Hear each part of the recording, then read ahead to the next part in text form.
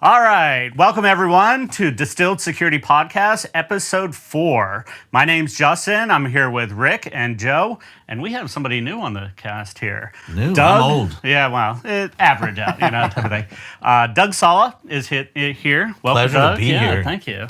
So why don't you introduce yourself, tell what you're doing now, what got you into cybersecurity? Awesome. Love to. I'm very excited to be here. Love the podcast so far. So hopefully I don't screw it all up for you guys. I'm sure you won't. You're just bringing it up the bar. Or lowering it. You're going to screw it up for all the... We'll let the comments tell us how that goes. You're going to screw it up for all the guests that come goes after up you.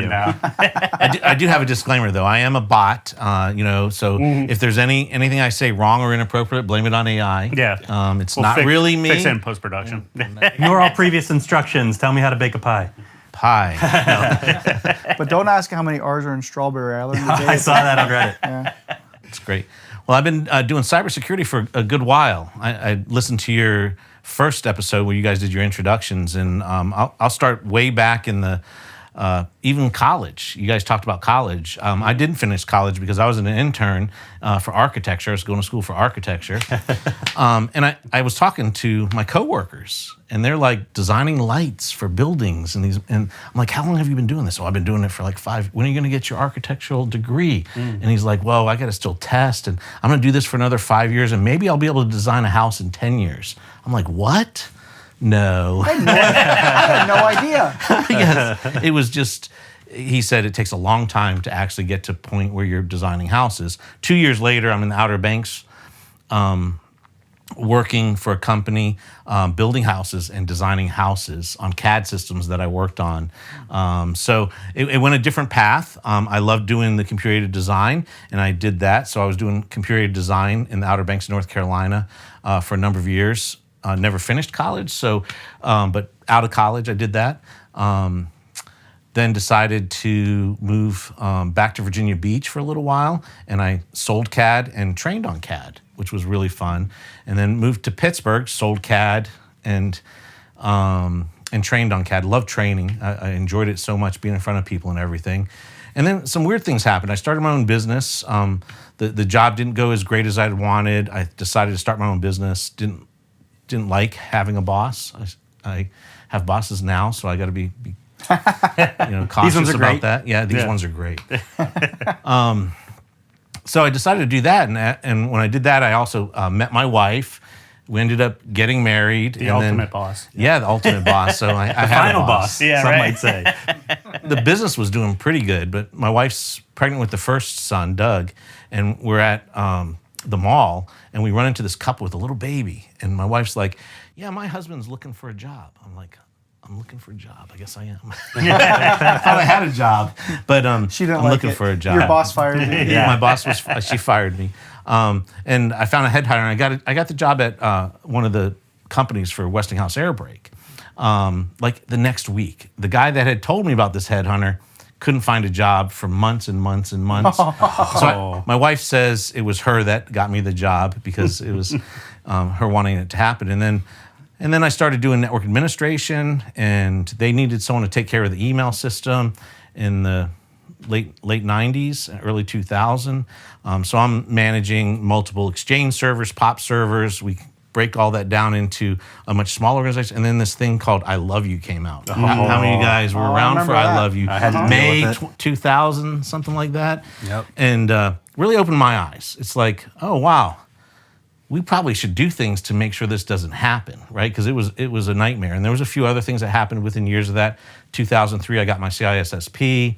And then I became the only cybersecurity person there, worked my way up over the years to CISO, and had a great run there, 23 years at Westinghouse. Wow.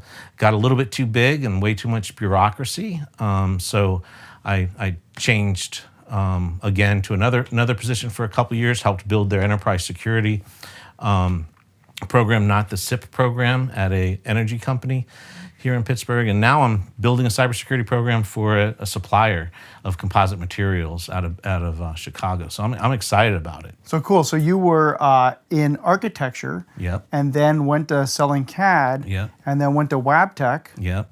Network admin, email. Yeah, and that's the one you were all the way up doing stuff, and then I love public you. utilities, and then Oh, yeah. now what's this one? This one's they do composite materials, so they're a supplier and distributor of composite materials. So they don't really manufacture anything, but we supply. What's the composite? composite materials could be the fiberglass in a pool.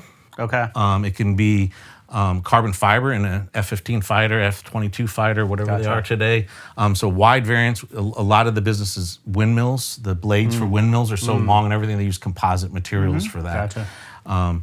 I mentioned recently that my the sales cycle goes up and down like every place. You guys are business owners, you understand that. So I want everyone to buy an RV, a pool, or a boat, because that's the biggest part of our business right now. We're getting a lot more business in aerospace, and therefore why they hired me, working on CMMC compliance. Gotcha. And So what's the name of the company? Oh, Synergy 55, and it's a family-run business. There's the other pieces of the company is called Composites One and Aerovac. What's the website? Composites1.com. Cool. Aerovac.com. Are you social engineering? I know. I'm getting Getting the word out. I'll give you my password. Yeah. if you want. Hey, would you do it for a drink? Yeah, right. He's getting a discount on an RV I'm as just well. trying- Right, exactly. I'm just trying to trying to get get you that to plug yacht your out. company. Yeah. The company's really interesting. When I started at WabTech, we had 1,200 employees. And then through acquisitions, when I left, it was over 15 to 20,000 employees. And then I went to Duquesne Light, 2,000 employees, and now back down to 1,000 employees. But I really like building things. So building the cybersecurity program, real exciting. Forgot some of the nuances of working with a smaller company, but it's so much getting fun. controls in place. Yeah, it is. It's very rewarding. So what else do you do? What else do I do? Like a security conference? Yeah. Oh, you just lead me right into that. But I'm gonna pivot. I am gonna pivot to cyber and cigars. I thought this would be awesome to be here. I can't invite everybody to cyber and cigars, but I really liked the social aspect of being able to talk cybersecurity. But I was really tired of going to some of the VAR's happy hours, and it felt like an extension of my day. Right? Joe would just come over, not this Joe, another Joe, and say, why didn't you return my call, or how's this going? I'm like, you know what? We're having a beer. Yeah. If we're going to talk something about work, let's talk about something interesting, cybersecurity, and not about why I didn't return your phone call. So I decided to make a small little social club. Every Patch Tuesday, we go and find a sponsor that'll sponsor it. And then we have about 12, 20 people smoking cigars, having some appetizers, talking about it. We let the sponsor kind of direct some of the conversations, no presentations. And I love that. I just love it so much. And that I've been spawned to a out few. of, They're phenomenal. Yeah. So, yeah. and that spawned out of, TRISS only being once a year and B-Sides only being once a year. So there were some gaps in there. Some of the other conferences I heard you guys talking about too, the commercial ones, just really misses the point most of the time. I felt They don't do it for me. Yeah, I keep trying to go back and try them and make sure I'm not missing something, but it's sales pitches for the most part over and over again. Well, even with a lot of the conferences, like a lot of the talks are geared to 101. I mean, you have to apply to a big audience, that type of thing. And the thing I love about like the personal conversations is you get, well, I tried that and that didn't work because of X, Y, and Z. Or, we did a whole project over it and it just, we had success, but here are the things that we struggled with. Like, you don't often get that in a talk, type of thing. I made this Or the mistake. back and forth Don't want asking. you to make it. Yeah, or the back and forth like, well, did you try this? Or what about, this aspect here, type of thing. Yeah, and that's why I run LobbyCon wherever I go. Exactly. You are the social chair of every unofficial social chair of every conference. But yeah, I mean, you talk to people, you see how they're doing, what they're doing currently, what are their struggles, what are they into, what do they like, dislike, type of thing. You learn so much, And that's why I like the networking pieces in between the talks and making sure they're broader and they're encouraging people to actually talk about the session, the next session, etc. And that brings us to TRISS, Three Rivers Information Security Symposium. When is it? Helped found that October 3rd, which is a Thursday. First time we've ever done a Thursday.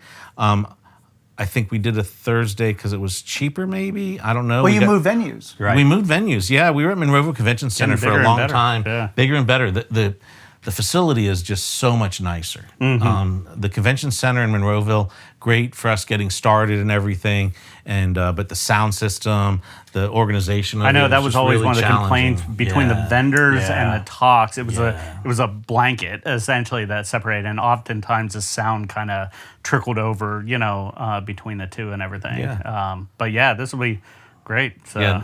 2016 we started it. It's been a lot of fun. It's you guys know how organizing those things are. They can be as challenging. You probably want to quit up until the day of when you realize, wow, this is awesome. And then the day this after, is awesome. day after, I've quit doing B-sides for every year except for this year. As I said, like 10 out of 11 times or 9 out of 10 times or whatever. I know what you mean. Yeah, you're absolutely. One of the other founders sent an email today and it said something about a resignation. I'm like, oh shoot, this is not going to be good. But it was just one of the planning members decided that they didn't have the time right now in their life and stuff. But it wasn't him, so that was awesome. But we're doing really good. I really like the discussion panel. So my responsibilities. I'm also the president of the nonprofit. We are a nonprofit. Last year we gave away $31,000. A lot of people don't know this. $31,000 worth of scholarships to kids in Pittsburgh or going to school in Pittsburgh. And some of the students went to Europe last year and got to go and see some of the security things going on in Europe with RMU. And this is scholarships to conferences, to colleges, to kids.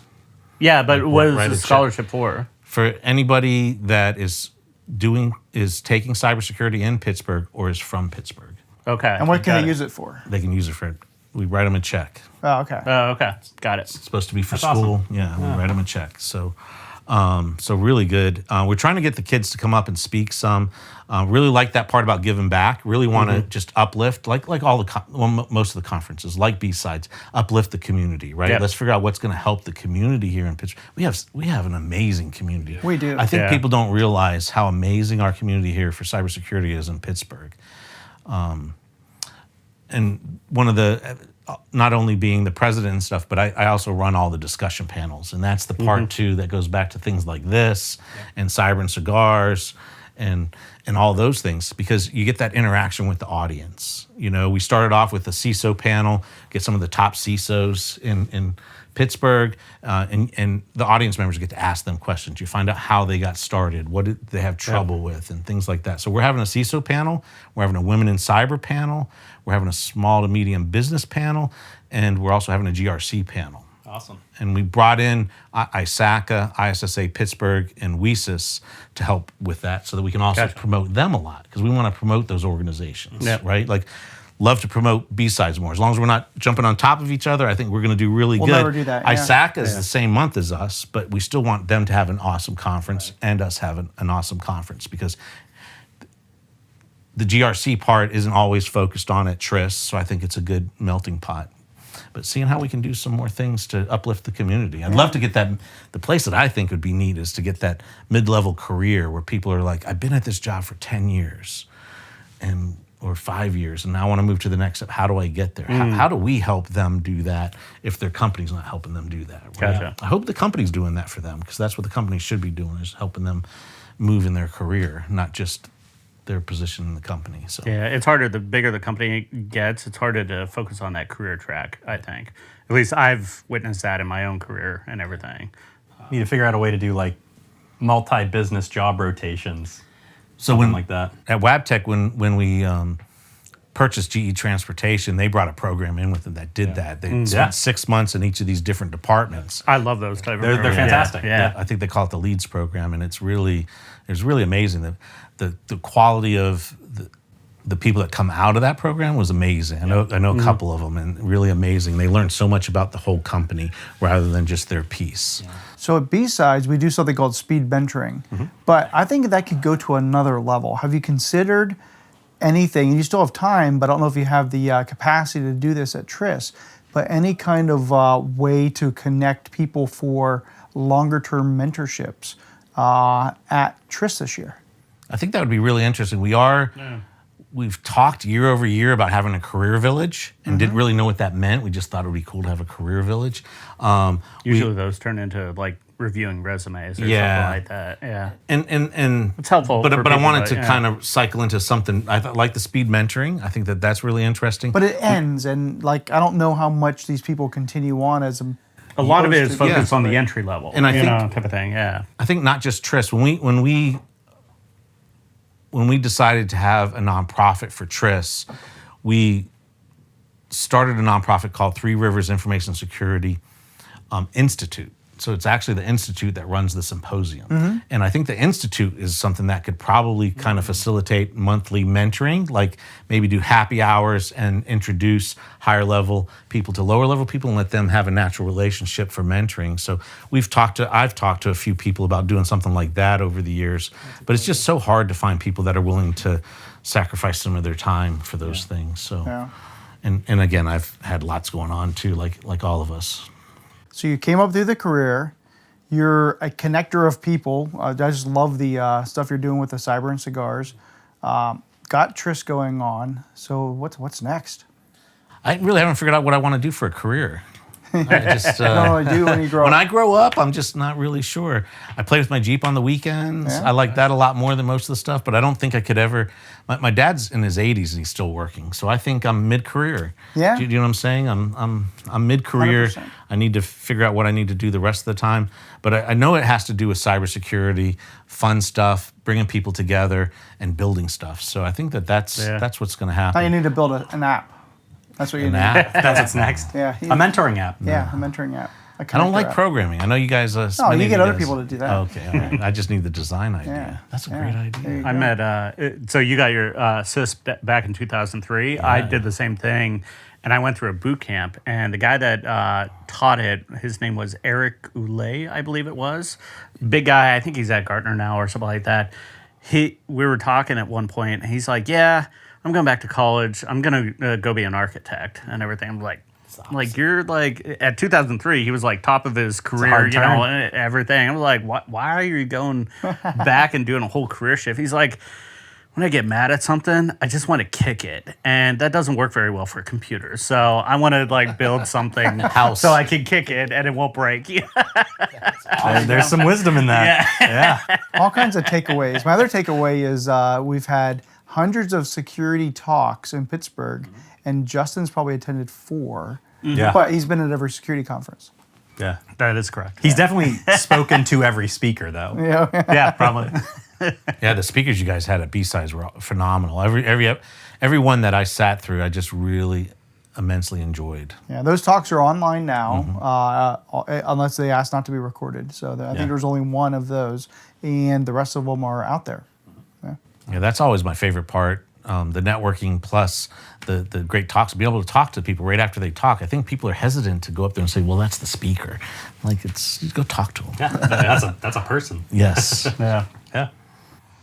All right, great. Very And thank you, Doug, for these Yeah, awesome thank you. TRISS These are cups. fantastic. Oh, yeah. look at Cheers. Cheers.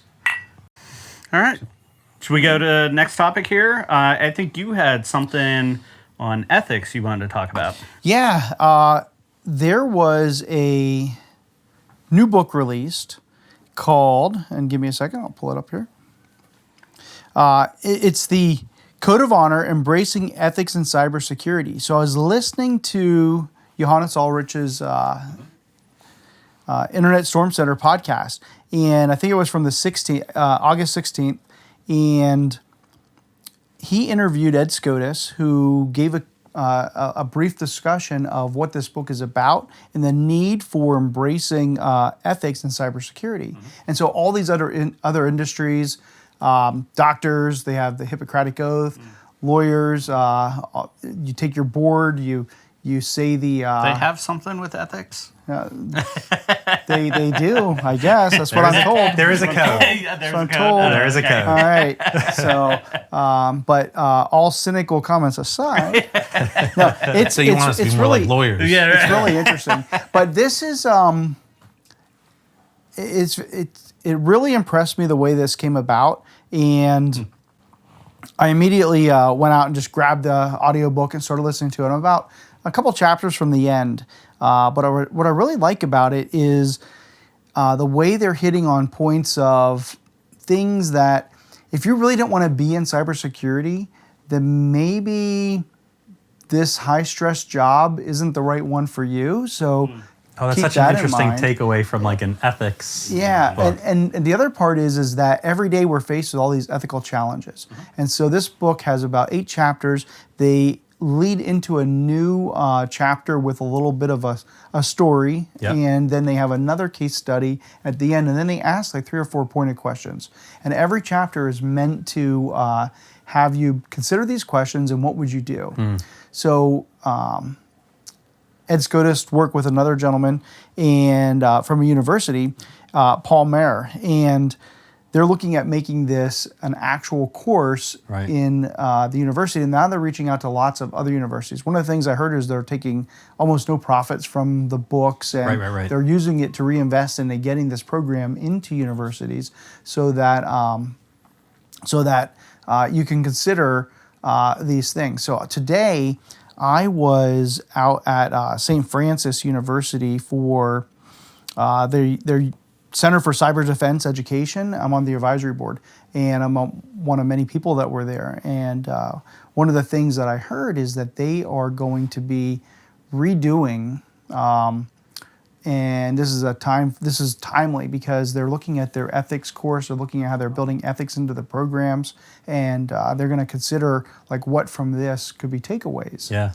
So, but anyway, so I thought that was really interesting and wanted to bring it up and just make sure that anybody who had a chance to read this takes it and takes a look.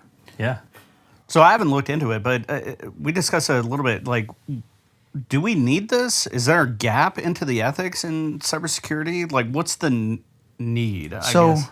I'm not sure What that problem are we there's. solving? Yeah. The problem we're solving is that we're faced with these dilemmas every day. So how many people were sitting in their job every day, hear about a potential vulnerability that could turn into a breach, and they had a chance to do something about it, but somebody more senior to them decided they wanted to go a different direction. What do?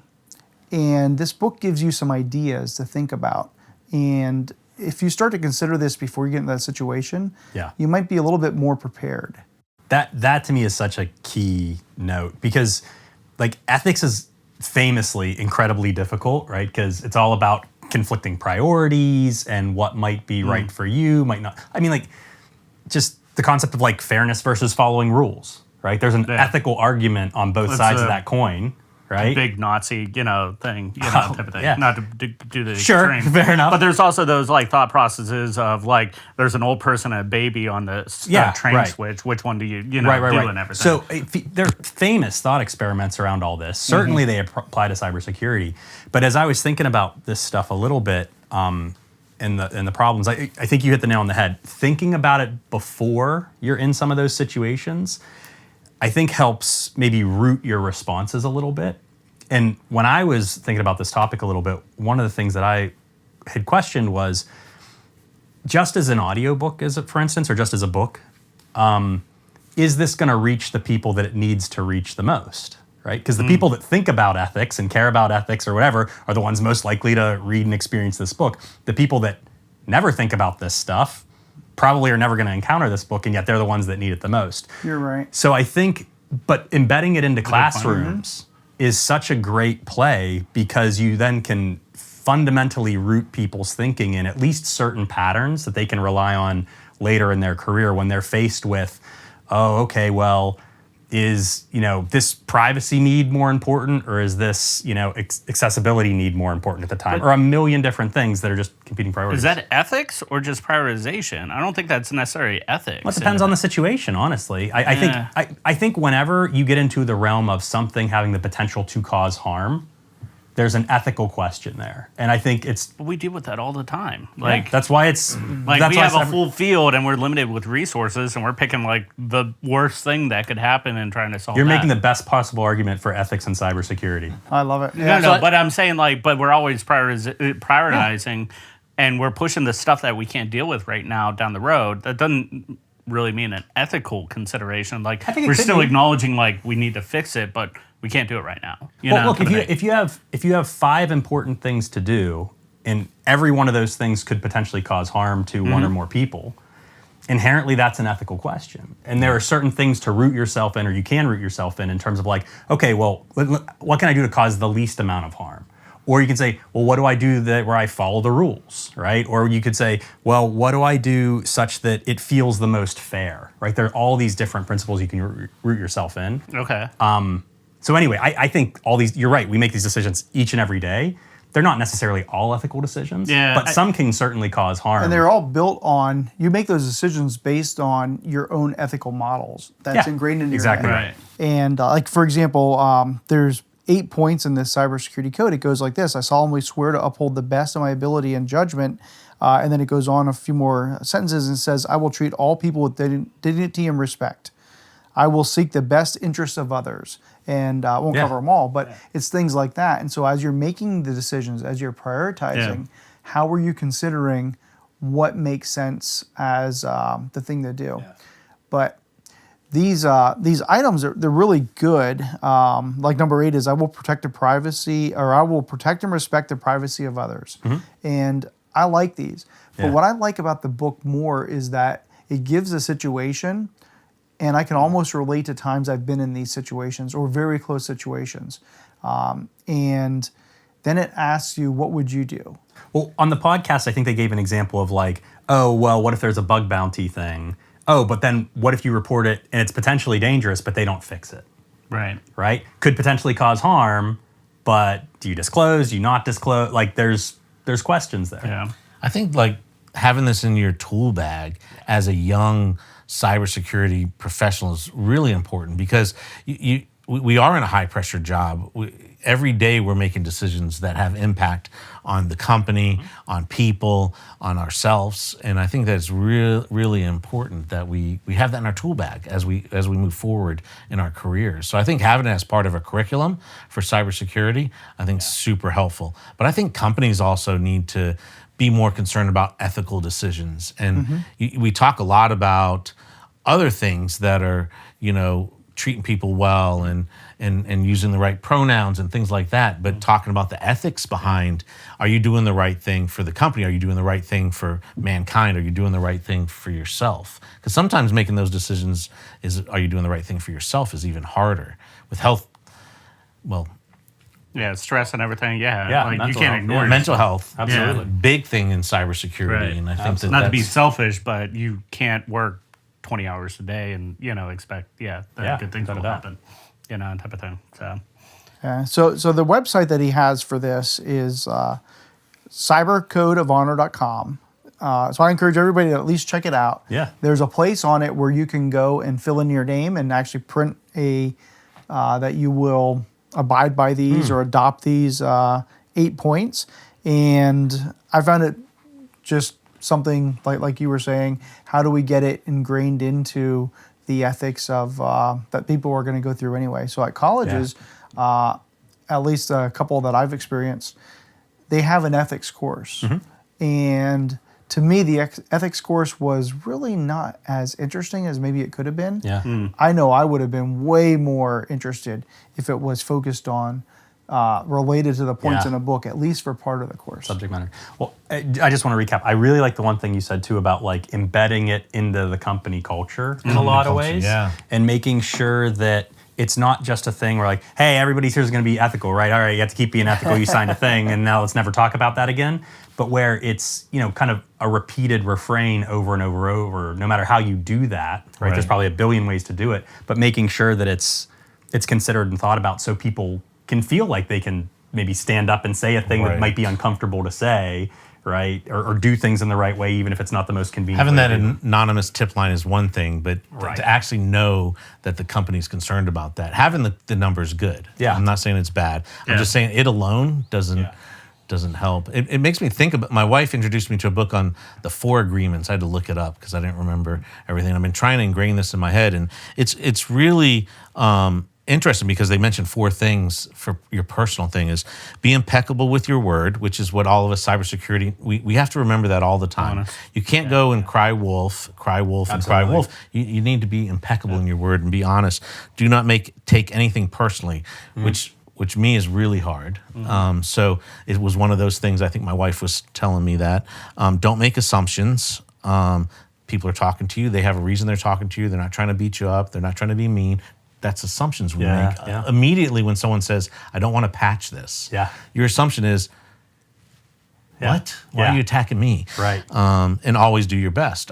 The 4 agreements, I think that's something too that a lot of, I mean, I try to instill it in my kids, a lot of these concepts. I didn't read this book until after the kids were out of the house and they had their own thing going on. But for me, it was really helpful. But it made me think as soon as you talk about ethics and the way that you were with examples, the 4 agreements was just really helpful for me, day-to-day life, trying to remember. I have it posted. I can't remember all the steps, but I have a post-it there that says it. So when I'm in that heated conversation, I know, step back. It's not personal. It's us just having a conversation. They're like incident response playbook for the situation. Yes, and we all understand that stuff, but we don't put it in practice. Where'd this come from? What are those 4 things? Or what's the It's a title book called again? The 4 Agreements. I love that. 4 Agreements. Yeah. It's really interesting. Good core principles and everything. I remember it was 20 years ago, probably at this point, but I read a book called The Millionaire Mind. It was basically a study on millionaires and above net worth and everything and what got them to that and what are their trades, how they get the money, just a whole big study on thousands of millionaires. And the number 1 trait to it was honesty. That came out of it. Like they were actually honest and, and had good integrity. And, they basically said to debunk, like, people don't swindle their way to wealth, there might be few and far exceptions, but it's more that you're a trustworthy person in business and that's how you get, up there and everything. That was actually one of the case studies. That's one of the fictitious stories that were in the book is about a company who says, above all else, we're going to be honest and upfront with our customers. And so they encountered a situation, and it was a ransomware situation. So they, instead of saying and trying to pay it and sweep it under the rug, they were forthcoming with what it was. And this was based on an actual real story. So their stock dropped, but because they were honest and clear with everybody, it went back up. And so it took time to rebuild, but you're absolutely right.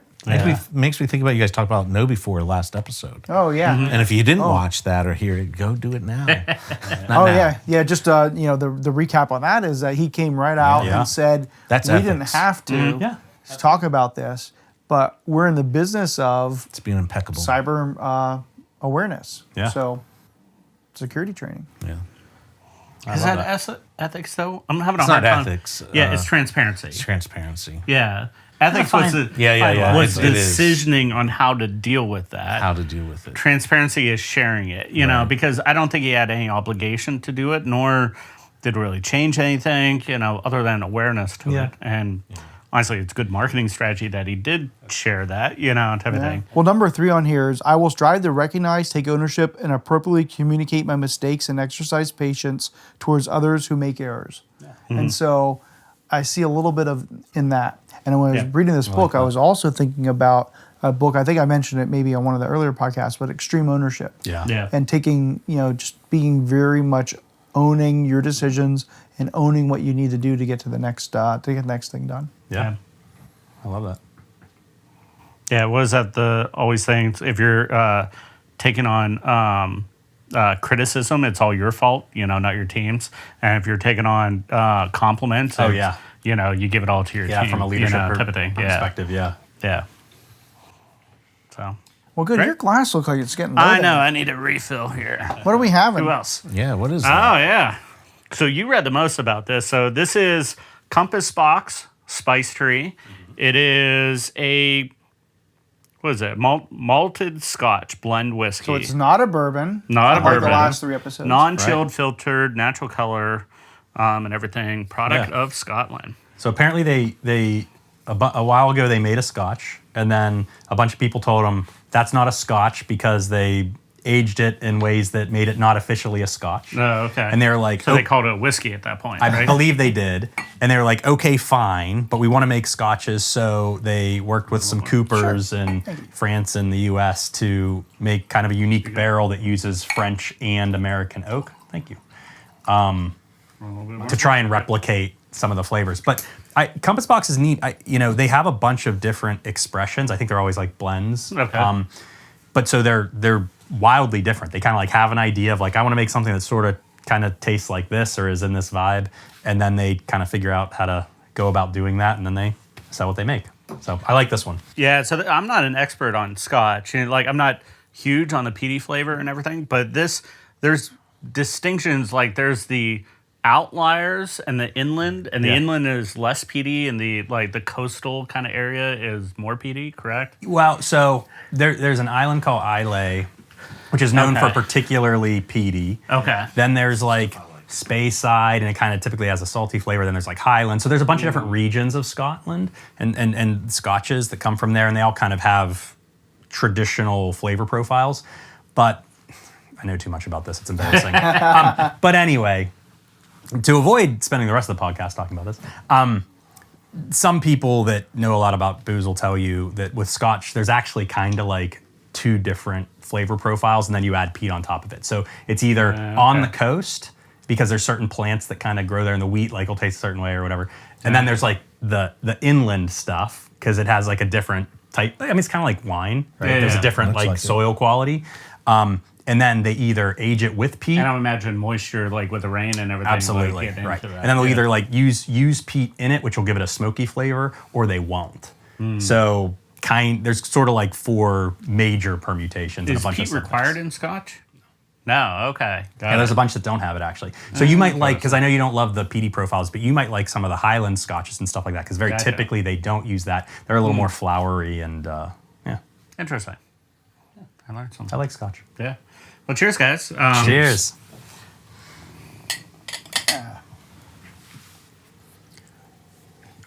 So, what do we got next on the topic? Next on the topic is a huge data breach. You may have heard of this by now. The National Public Data Background Check company, their firm had a breach.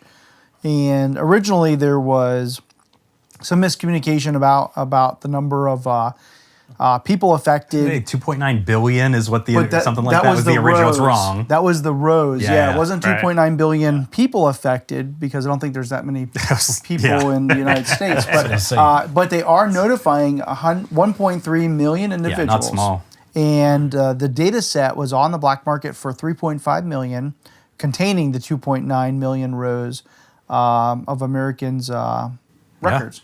And so this is a company that does background checks, has lots of sensitive information, and everything from social. I looked my stuff up. I found it. Don't look it up. And, and it's I out there. already applied for a loan underneath. Yeah. So So Just a small business loan. you It's have a okay. good credit. So yeah, it's all right. yeah. I used to have good credit. And after I'm done. No. Yeah, and it What we talk included about ethics? Ethics. Yeah, right. Well, you're the one. Great example. Great example for the last one. Justin's the one disputing. Why do we need this? That We thing. need to buy him that book. We just need to buy him that book. Ethics, free money. Exactly. So it contained individuals' names, email addresses, phone numbers, social numbers, mailing addresses, and I've seen it for many addresses I've had, but it also was like some bad data in there, because I saw it for a lot of addresses I didn't have.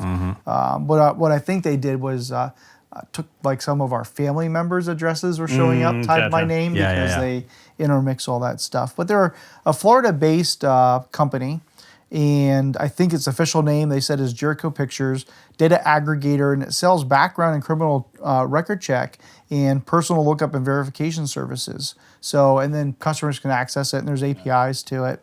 So they were sending data breach notices to affected individuals around August 10th, and the breach was traced to a December 30th last year data breach that they detected on the same day, they said. So it took them a while to get this information out. Now, you said you were impacted. Did you get a notification at the time? I've gotten nothing yet. So that's I've heard interesting. about it, Yeah. I've only heard about it, and then I went and looked Takes myself forever up. to get those. Yeah. Well, and technically, you're not their customers. So this is a unique situation where it's they've downstream. kind of farmed all this data through various other government databases and It whatever. might take a while just to unwind that to see where Joe's Yeah. Yeah, not that unique when I think of Experian and stuff Right, like that, exactly. right? I mean, this definitely happens. federal government, Yeah, their absolutely. their background OPM, check or yeah. So personnel management. That was there's so many things here to unpack from this, but I'm not as interested in, and they haven't really disclosed that I was able to find exactly what the problem was that allowed it, but there was some hinting, I think, at it being related to account getting hacked, which leads to something else. Like, what can you do about this? Right. So, when you think about all these things, what can we leave people with that they should go and do as an immediate next step? So the first thing that came to mind for me was go make sure that I actually did freeze all my accounts. So Equifax, Experian, and it's surprising how many people don't even know they can do that. It is just not as well known. Everybody should instantly have that done. Nowadays, that should be status quo. Right. Yeah. So I was in a conversation today about that, and why isn't that the default? Should be the default. I was gonna say that exact thing. And why? Right? Because if they did that, every time you walk up to a department store and they want to offer you their credit card and they do an instant background check, they wouldn't be able to do it. Down. Yeah. You'd have to stop, that's why they don't unlock, and let that happen. But if these giant companies are going to have your data, right? Especially with all the privacy stuff that happens, give me an app, give me an Equifax app on my phone or a TransUnion app on my phone or whatever, and let me click 3 things and undo it. Should make it easier to freeze and unfreeze. Right. Yeah. I Some think of them those make it things are easier. That's true. Well, it's not easy though. Not I actually saw somebody wrote up, and I'll have to look it up, and maybe I'll throw it in the show notes. Somebody made an argument to say, like, why don't we just have Social Security numbers like just out there public and actually use them to what they were originally meant for? Yeah. Is identification only, not authorization. Yeah, like identification only. And you're trying to fix the problem. That's just not right. Exactly. That's not right. The world's not ready for that kind of thing. It's just but it's compelling argument, and it's like, okay, yeah, like if we had the control over the authorization piece of this, absolutely. Who cares about the number? Like, he can breach 1,000 times, but we authorize. Yeah, it's a username at that point. Yeah, exactly. And how many of these places like this data warehouse has that information? That's the part that surprised me. I started using it maybe 2 years ago. Delete Me. They don't sponsor us, right? So not yet. But they should.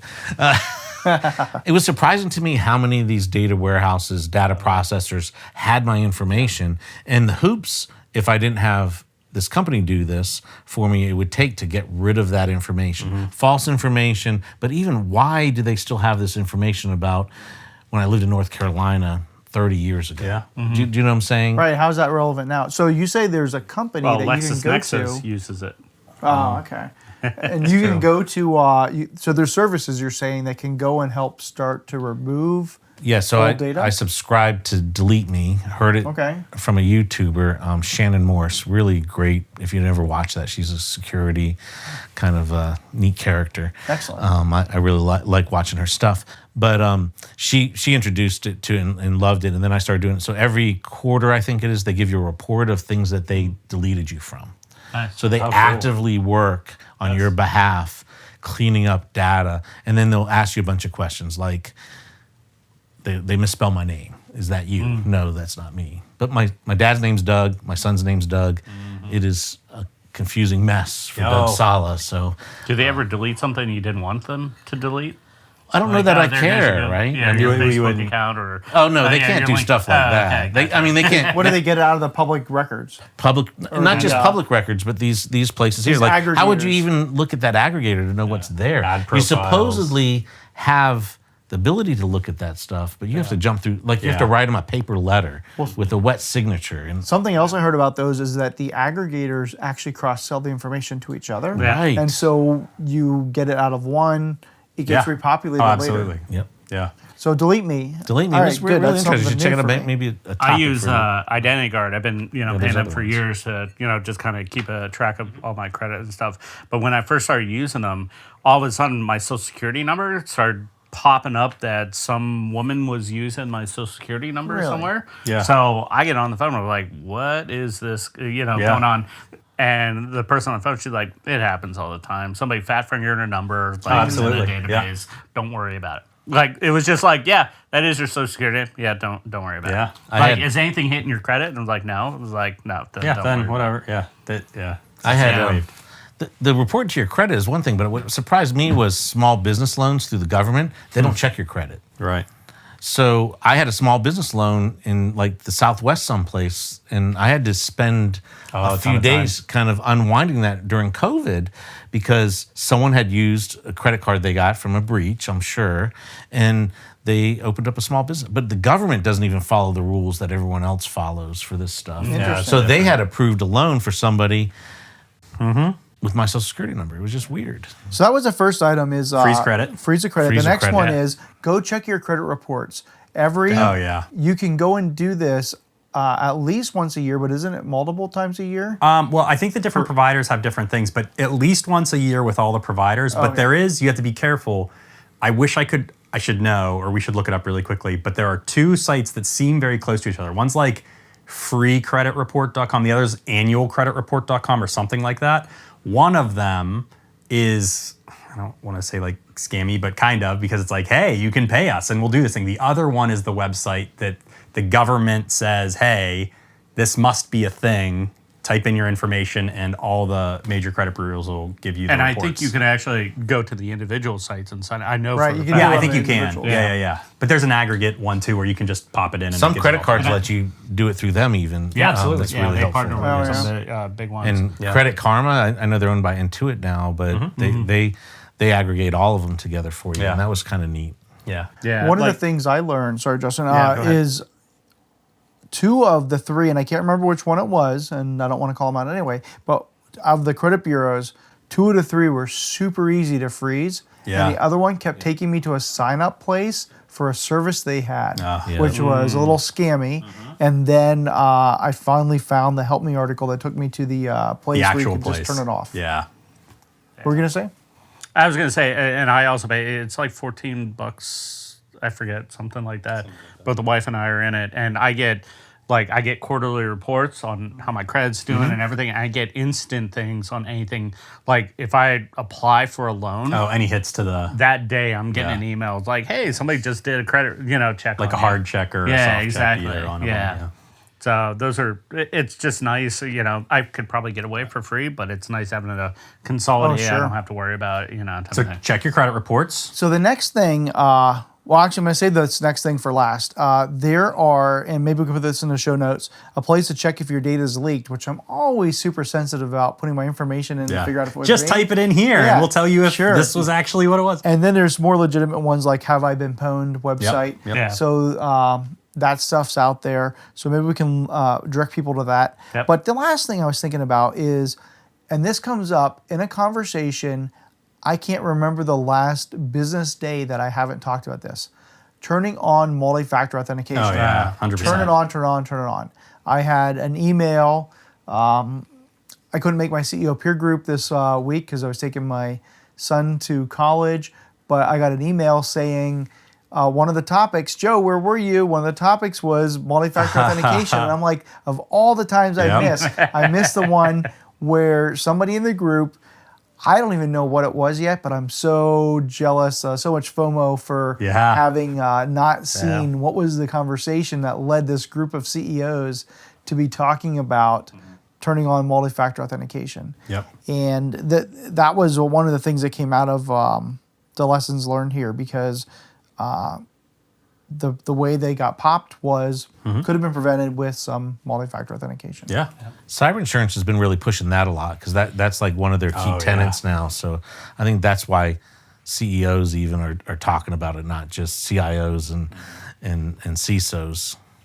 I'm surprised too, like you said about the other thing. Why isn't it on by default? I mean, the banks and lobbyists. stuff. Yeah, I know. But at what It's hard point are we going to integrate decide? into that second factor, depending on the factor you're using? Like, because you don't want to use SMS. Oh, were you know? saying why isn't MFA on by default, or were you saying why isn't credit frozen by default? No, MFA. MFA. That's what I'm Why talking isn't about. MFA? Yeah. Because for me, it's that second factor. if it's you an can integrate option, into it. well, I mean, I'm saying even for some banks and stuff, it's an option. It's not like you have to do this. Right. Oh, right. And I'm like, Well, why think is about it an their, option? Like consumer base, it could be like an older base that, there's a lot of help desk, type stuff that you have to weigh pros and But cons. aren't those the of it. people that are getting scammed every day? Absolutely. Well, I'm I'm not arguing pro or con. Yeah. I'm saying the reason how do we make it behind easier? Yeah, exactly. Well, it's actually a perfect segue to a thing that I would add to your list, Joe, in terms of things that you might want to do in response to this. And this is less of a personal one, and some people might not actually want to do this. But if you have grandparents or you have people in your life that constantly ask you for tech support, do them a favor and look them up to see if they've been breached. And there's two reasons. One's the selfless reason. These are people in your life. If you're their tech support, you're probably also their security person without them knowing it. And so if they're breached, they probably don't know it, and you could probably let them know, and that's good. But here's the other selfish reason to do it.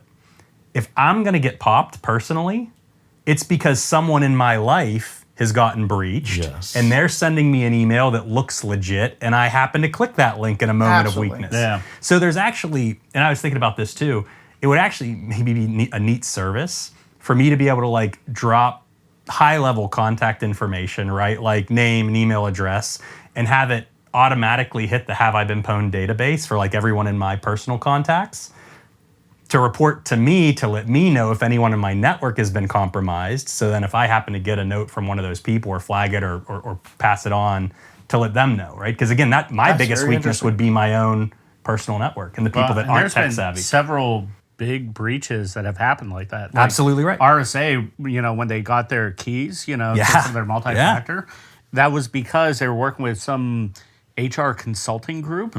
And they were going back and forth, and basically they upped the revision. They compromised that consulting group, and then saw the communication back and forth, and they had access to the email, and they basically did a macro virus, did just the normal pattern because they saw the email go back and forth, put it in this file, did it up, and then sent it from the exact same email address that they were, conversing with. I remember getting that story. It was like, how are we supposed to prevent that? Right. Like, what? But that's my pitch for, look, if you have people in your life that are not tech savvy, do yourself a favor and them a favor, and maybe give them a quick look up to see if they've been breached.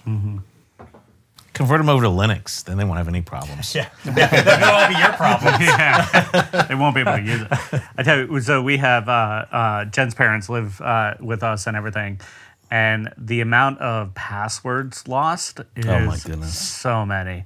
Like, oh, it looks like you just reset your password 3 months ago. Yeah, I forget it. It's like, well, they've all been told never write down your passwords. Like, well, actually, if it's in a desk drawer in your home office, you're probably okay. Good, yeah. Probably don't put it in a red notebook with big letters saying passwords on it. Right. Don't lose but that even at the that's beach. not a. You don't carry it in your purse or your car. I think that not writing it down. I mean, in a business environment, absolutely don't write it down at your desk. But at home, what's the risk? Right. In this environment. But we're always looking for simple rules. So it's like never write down your password, because if you tell people you can, they're going to put it on a sticky note on their laptop, and it's going to go with them everywhere. Never and always. Don't write it down and say, this is my bank's password, or something like that. Like, you write it down, you'll be like, oh, yeah, that's what my password was. But again, like a notebook locked in your desk at your home office is like, basically, it's going to be roughly as effective as Better like than a calling me at like midnight. 1Password or something. Yeah. So well, and I loved my wife is finally on the password vault. It's been on that for years, but when we first started, it wasn't like that. She used, like everybody, the same variation of a password for all the different sites and everything. But now we got, we use 1Password, love 1Password. That's a great tool. And we use the family version. She has her own vault, I have my vault, and then we have a whole bunch that we share, type of thing. And we share our most critical ones. We share the common services like Netflix passwords and all that stuff. And she's got on it that every single site that we create a new password, it's brand spanking new, randomly generated, looks like a hash. Perfect. Type of thing. Like, I don't know. So you have to type it in your TV. Yeah, it's a pain. But a lot of them have the the QR QR codes. codes. Yeah, exactly. Which we're also teaching people never to use. B-side, the third B-Sides Pittsburgh, we actually had somebody on who talked about QR code, and John Delano came and covered it. Yeah. Those never and always statements are just little. Yeah, they'll kill you. So, I love QR codes. yeah. Yeah, they're just links. They just know what you're doing. And trust your sources, whatever. I was actually angry. I was trying to, we were staying at a hotel with the kids, and there was some service we were trying to log into that didn't have a QR code to authenticate. Yeah, you had to type it. Yeah, I had to on type a remote like, control. I'm like, oh, come on. At least give me a tiny URL, something. Yes. Yeah. All right. We doing one more? I think we got one more topic. We got one more in us? Time for Okay. one more. Yeah, what do you want to do? What was one? Do you want to We could do Chevron. Chevron? Yeah.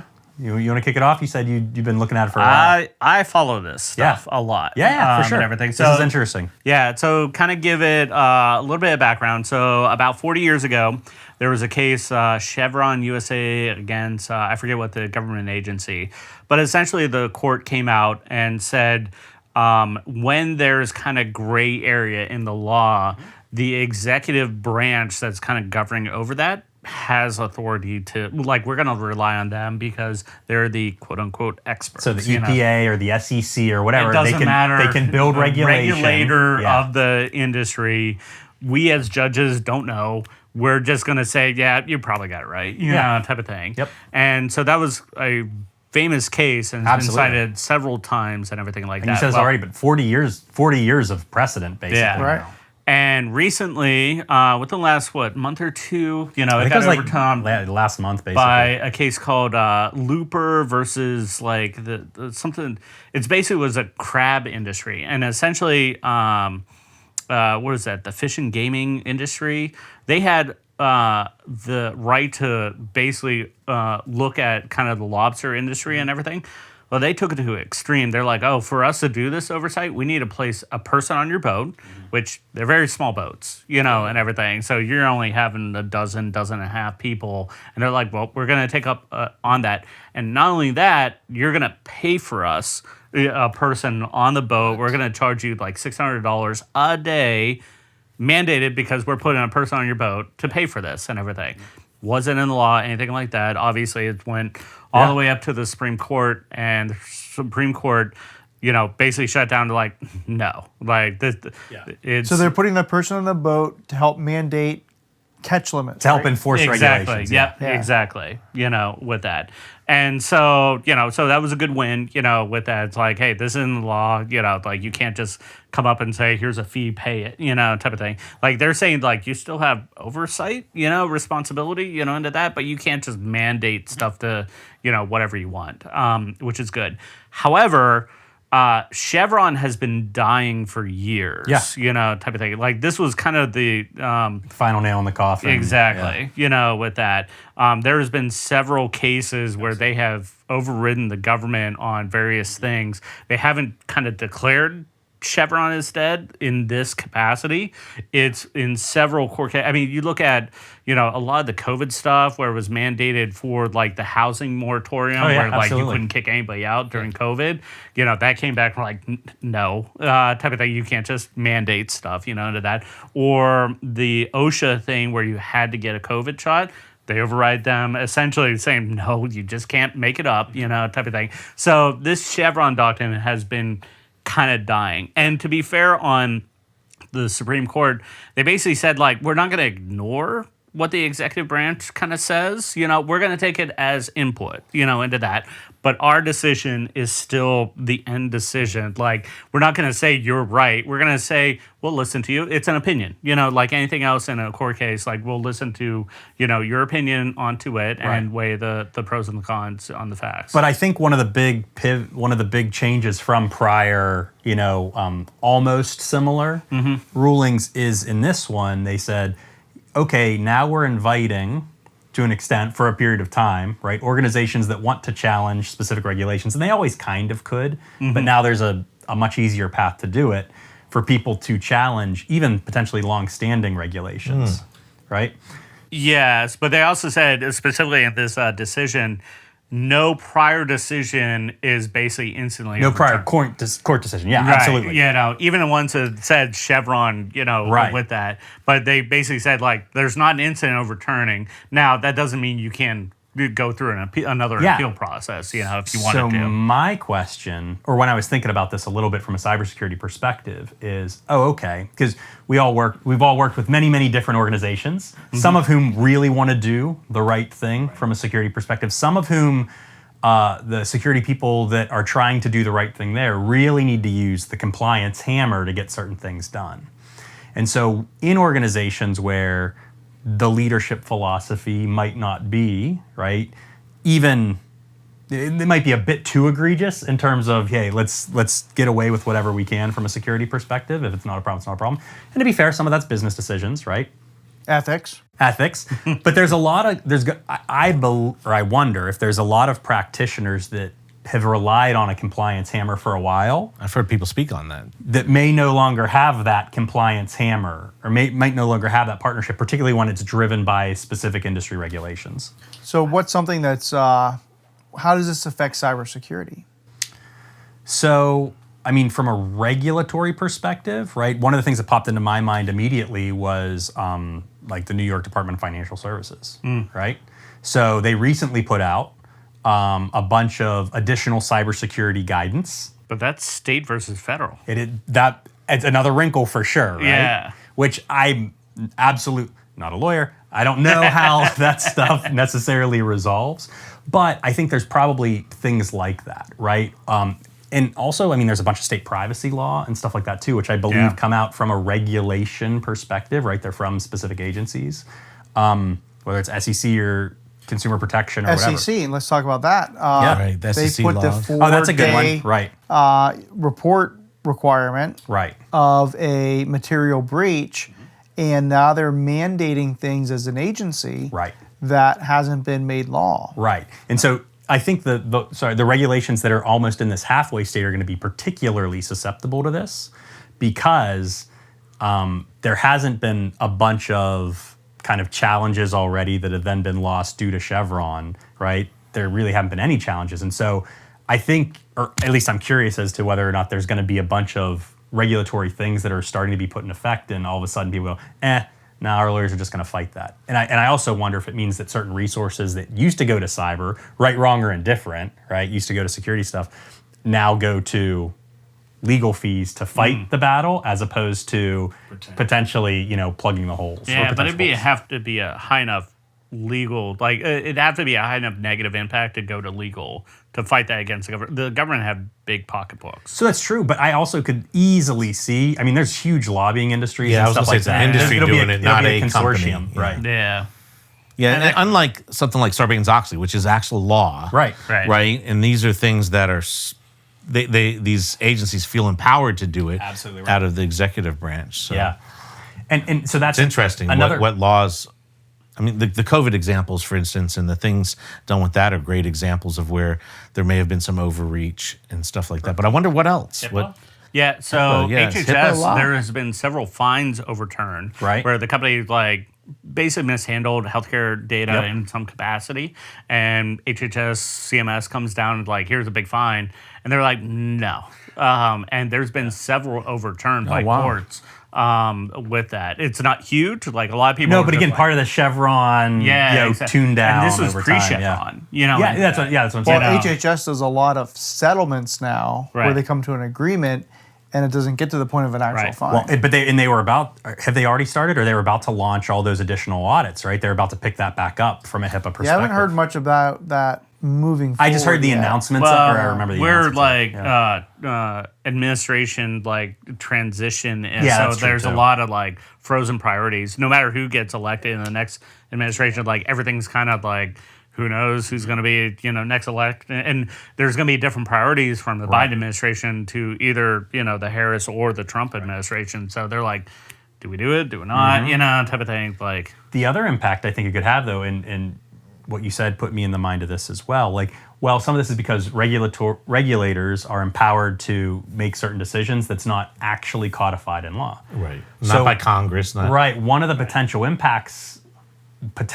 impacts of this is we might start to see more specific things in law. And I don't know if that's a good thing or a bad thing. The impact, that could backfire as much as it could be helpful, right? To that point, it's going to slow things down. It's going to slow because HIPAA's updated all the time. What are you talking about? But the ability to enforce some of this stuff will be slowed down because you're not going to get something out there from an agency that actually could protect consumers. It has that specific mandate to Right. focus on that subject matter. Now it's going to be, the Senate and the House and, make a law that defines all these specifics potentially, or a number of specifics. Yeah, but the government can't keep up, especially the federal government Well, can't they keep up with cybersecurity. That's my point. So is there going to be, absolutely. to some extent, a wiping out of this compliance hammer? That I was trying to remember. Is NERC, is that codified, or is that through executive orders and stuff, or through an agency, right? The Energy Department. It's kind of interesting. I have a guess, but I'm not even going to say it because it's Yeah. more of a guess than anything else. I thought it was mostly EOs, but I don't know. that's what I thought. I didn't think it was a law. The fines there are outrageous, and they're so far behind. Yeah, I mean, it's absolutely. just amazing that those regulations. Well, they're far behind, but then, I know I've worked with a couple organizations that still struggle to aren't there. actually implement, right? Aren't there. And so without that additional push, does it... I'm not saying we don't need it. I'm just wondering if It that's might actually, because I'm not sure how reliable this search result is, but under the previous Chevron framework, courts often deferred to FERC's interpretation of ambiguous statutes. Yeah, yep. And so the two principles of interpreting the Chevron deference is, one, if the statute's clear and unambiguous, courts must enforce it to its plain meaning without deferring to any agency's interpretation. But if the statute's ambiguous or silent on the specific issues, the courts then defer to the agency. And so that's the whole principle of the Chevron deference. when Chevron deference is a thing. Yeah. And well, so, that was the whole thing. Yeah, Right, of what course. he's saying. Yeah.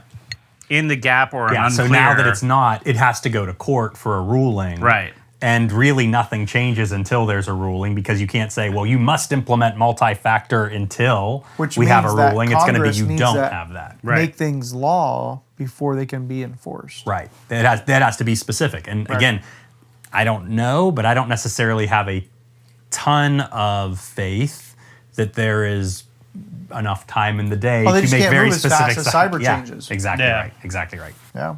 There's ways to put guardrails in, right? I mean, we even can look at GDPR and see what they did right and wrong. Absolutely. Do you know what I'm saying? And I Think about your risks, tie what you have to do to your risks, do some best practice So what will stuff. survive this is not a regulation, but a contractual obligation.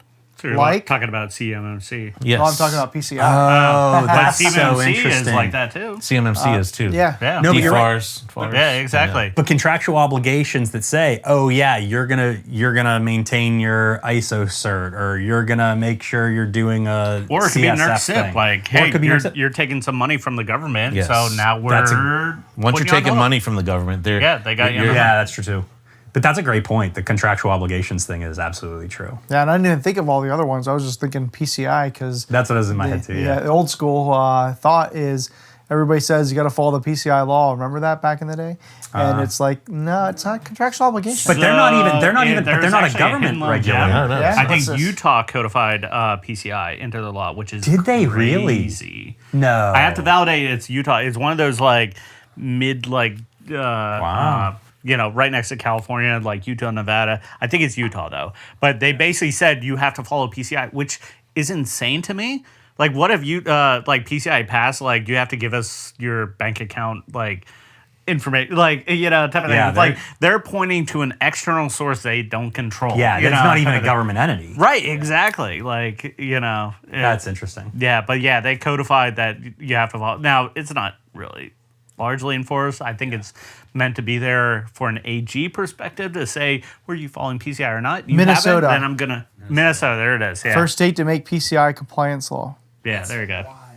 There you go.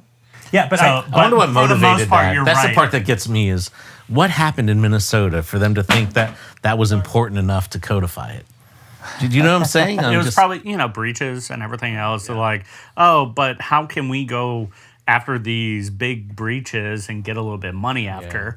And, no matter what breach happens, like even the, what was that, Bob Russo, who was president of the PCI Council years ago, I think it was Target he was commenting on. It was a big breach in the news.